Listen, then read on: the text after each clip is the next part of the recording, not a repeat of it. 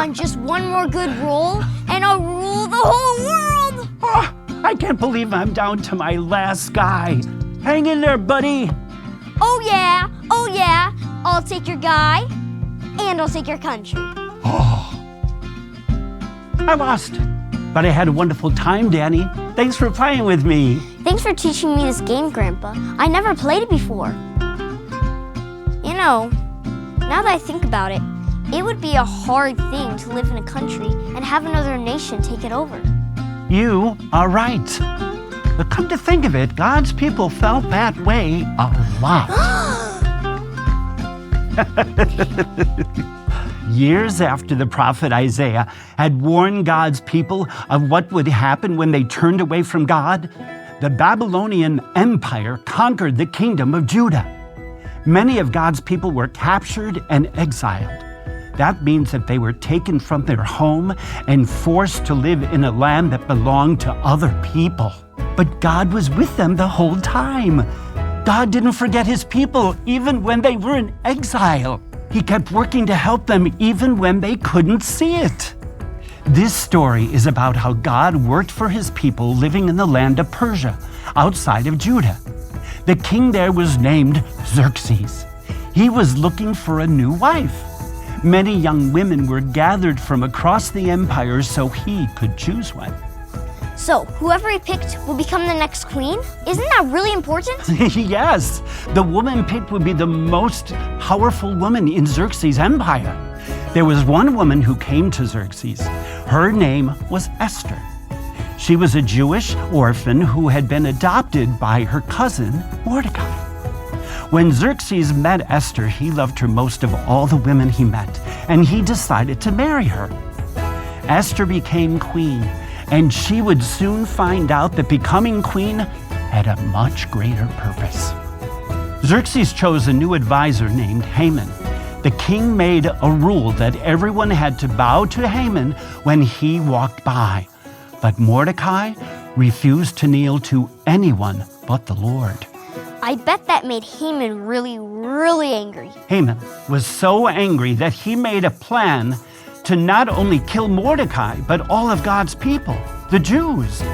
He convinced King Xerxes that the Jewish people were bad for the kingdom. The king gave Haman permission to get rid of them. Oh no! If the king gave permission, then what could be done to help God's people? Well, when Mordecai found out about Haman's evil plan, he was sad and afraid. It looked like they were doomed. Now, when Queen Esther heard from her servants that Mordecai was so upset, she sent her servant to speak with Mordecai. He told the servant about Haman's evil plan. And he said that Esther needed to go before King Xerxes and beg him for mercy so the Jews could be saved. That sounds like a great plan. Oh, there was a big problem, though. No one was allowed to approach the king without having permission first. If Esther went into Xerxes' court without permission, she would be breaking the rules, and she could be put to death. What? What happened? Well, Mordecai reminded Esther that if she didn't go to the king, then help for the Jews will come from another place. But you and your family will die. Who knows? It is possible that you became queen for a time just like this. Mordecai thought that God made Esther queen so she could help save her people. Yes, exactly. Esther sent a message to Mordecai that she had decided to go to King Xerxes. She asked for God's people to pray and fast for 3 days. So, for 3 days, they didn't eat or drink anything so they could be completely focused on God in prayer. See, Esther needed God's help when talking to the king. The 3rd day came, and Esther bravely entered the king's courtyard. First, she made a nice meal for the king and asked him to come back the next day. Then she went to him again the day after that. I'm scared. What if Esther is killed? Everyone looked at King Xerxes, and he called Esther to his side. She was not punished.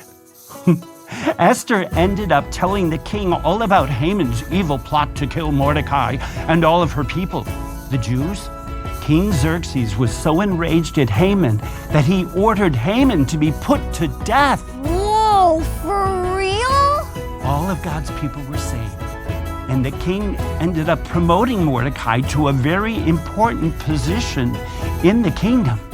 The story of Esther and Mordecai reminds everyone how God can put the right people in the right position to help protect his people.